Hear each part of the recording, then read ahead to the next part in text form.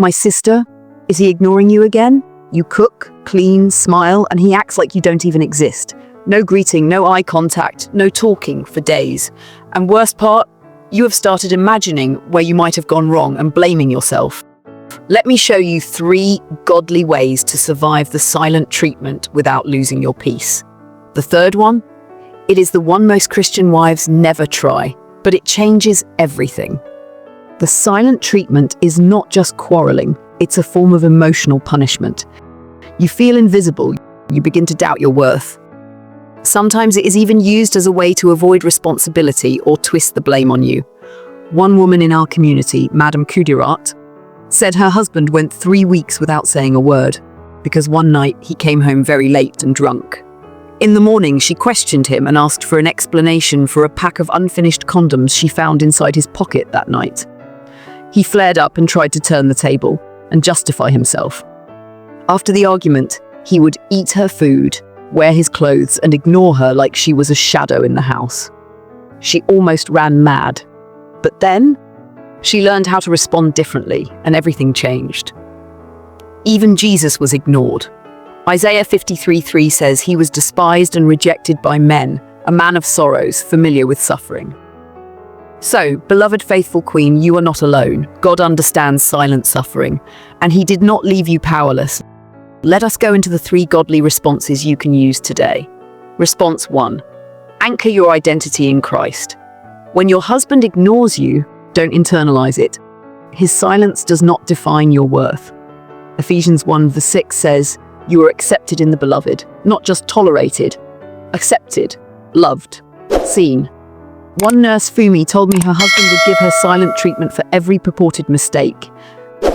Yes, I call it purported mistake because she said one of the instances was just for her saying hello to a colleague, a male cashier in her hospital when they met at a grocery store. Her husband left her at that moment.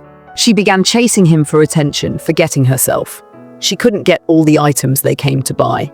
She kept wondering where she went wrong, blaming herself, explaining, and begging without the understanding that it was his manipulative tactics to avoid the responsibility of paying for the groceries. However, when she started reading Psalm 139 every morning, she said, "For the first time in 10 years, I started feeling like I mattered again." Sister, you matter. Start your day with God's truth, not his silence. Response 2. Respond calmly, not emotionally. Proverbs 15:1 says, "A gentle answer turns away wrath." Even when he is silent, your attitude speaks. If he refuses to talk, calmly say, "I see you are upset. I'll be here when you're ready to talk respectfully." Then carry on with your day. Don't beg, don't chase. Your peace is your power. Sister Remy once cooked a lovely meal, and her husband didn't touch it. Again, he had been doing that very often. That day, she wanted to cry and beg as usual, but she remembered my advice.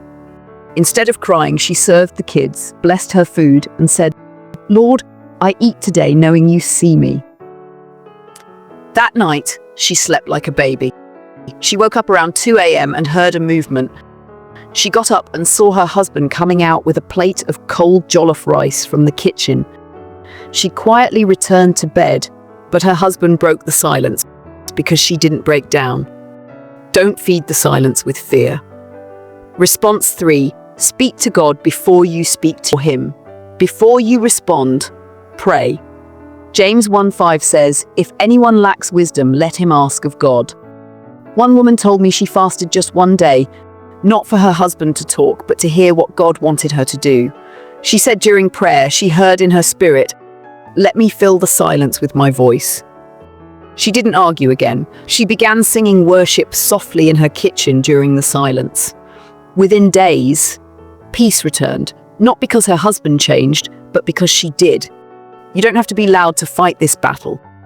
Your prayers are louder than his silence.